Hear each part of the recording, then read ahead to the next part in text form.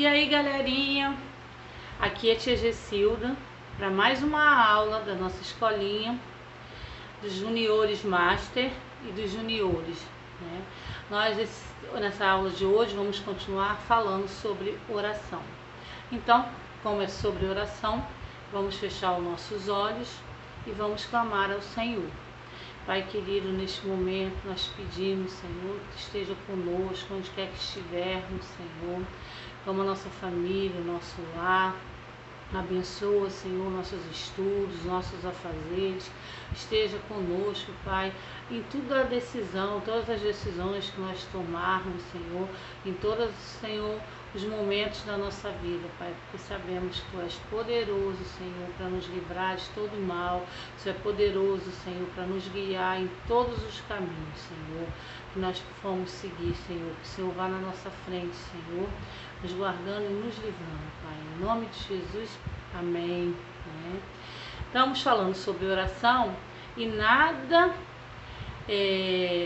melhor do que falar sobre uma pessoa que orava muito.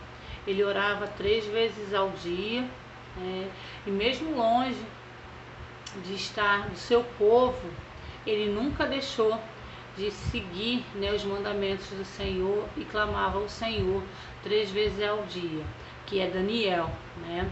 Daniel orava pela manhã, ao meio-dia e não virada à tarde, e ele sempre orava. Ele ia para o seu quarto, abria sua janela, dobrava os seus joelhos e clamava ao Deus vivo. E para começar a contar a história de Daniel, antes disso vamos gravar o nosso versículo da semana, tá? Que está em Atos 5, 29, que diz assim: mais importa o obedecer a Deus do que aos homens. Atos 5, 29. Mais importa obedecer a Deus do que aos homens. Atos 5, 29, né? Como diz esse versículo, importa muito mais obedecer a Deus do que a qualquer homem. E foi isso que Daniel fez. Como vocês devem saber, mas eu vou dar uma pincelada na história de Daniel.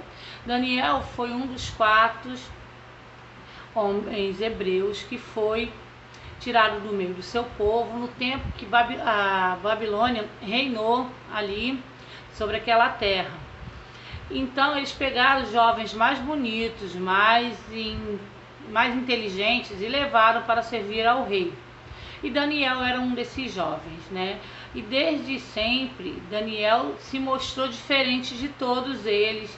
Era uma pessoa super inteligente e ele se destacou, mas nunca deixou de cumprir os mandamentos do Senhor, nem de orar ao Senhor, porque ele estava em terra estranha. Ele tinha sido tirado do meio da sua terra para ser colocado no meio de uma terra hostil. E mesmo assim, ele nunca deixou de fazer aquilo que Deus tinha ensinado.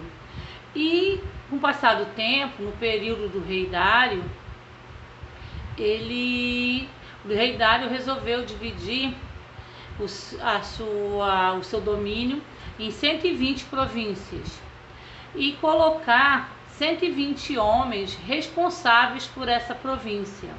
E Daniel foi um desses homens. E ele colocou Daniel num dos maiores cargos daquela época.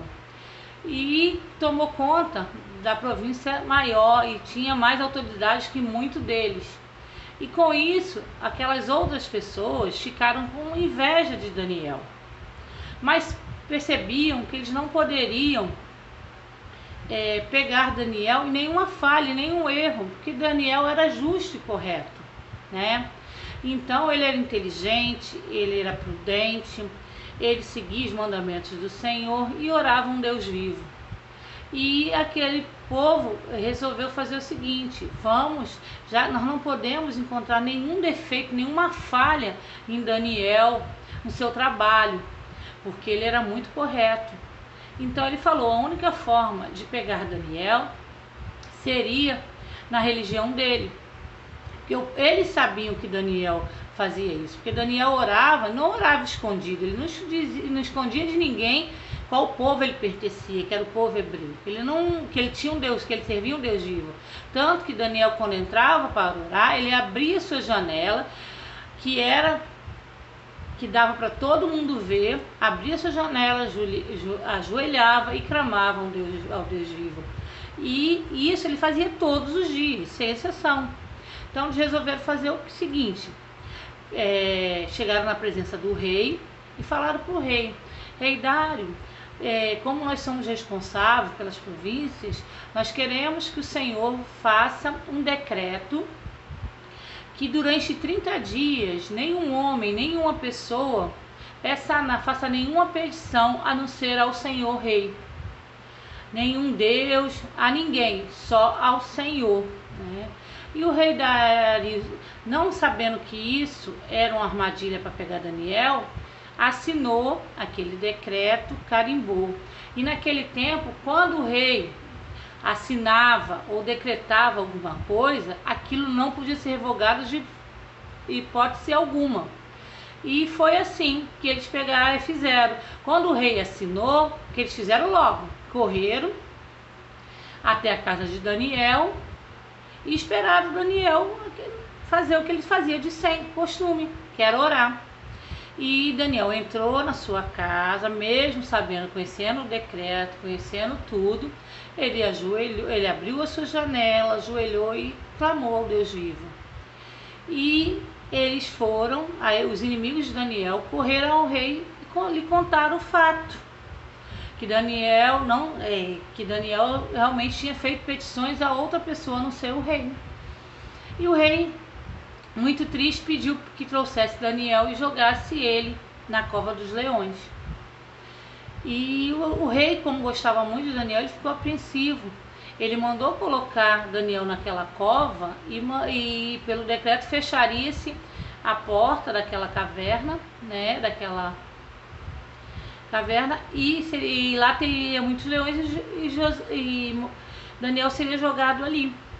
E o rei foi para os seus aposentos e não conseguiu dormir direito. E de manhã cedinho ele acordou e correu para frente daquela gruta e gritou: Daniel, servo do Deus vivo, o seu Deus que você serve te livrou? E Daniel gritou de lá: viva o rei!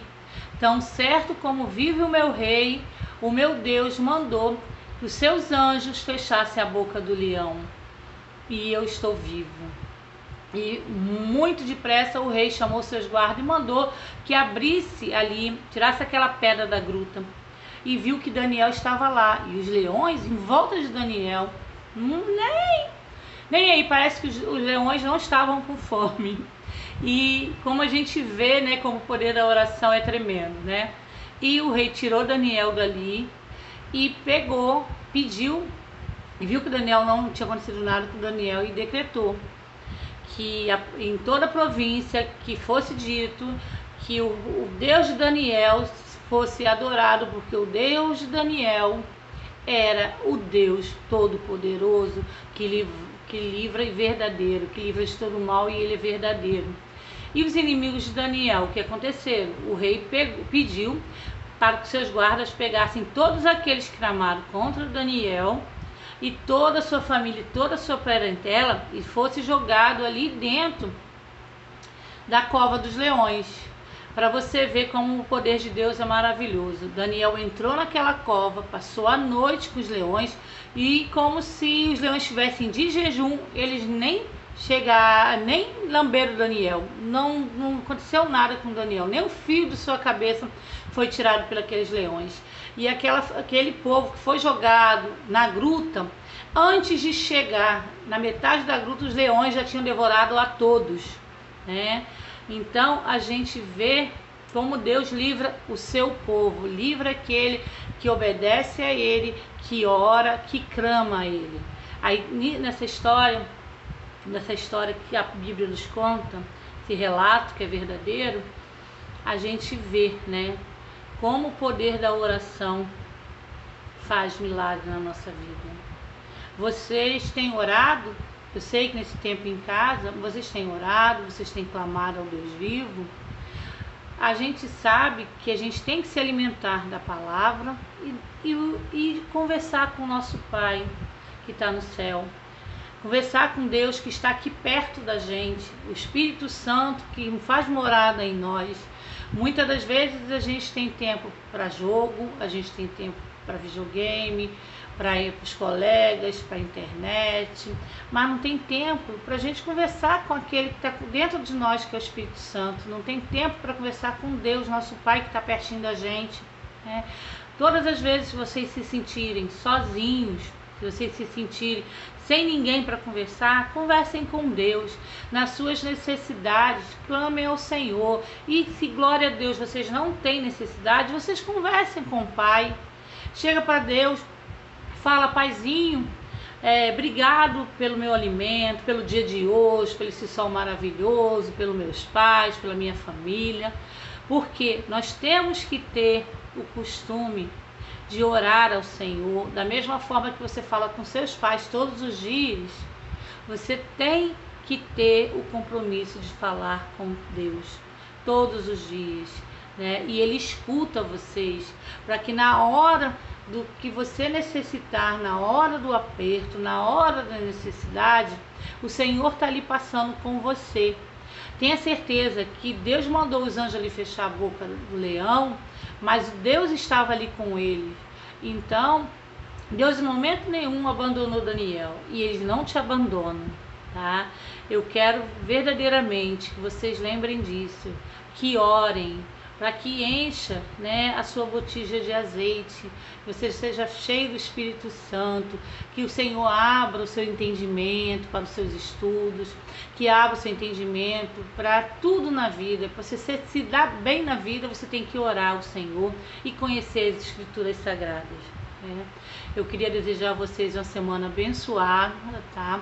Que vocês verdadeiramente orem em todo tempo. Não precisa ser aquelas orações compridas. Aonde você estiver, você levante a sua voz e seu clamor ao Senhor, que o Senhor está contigo e te escuta, tá?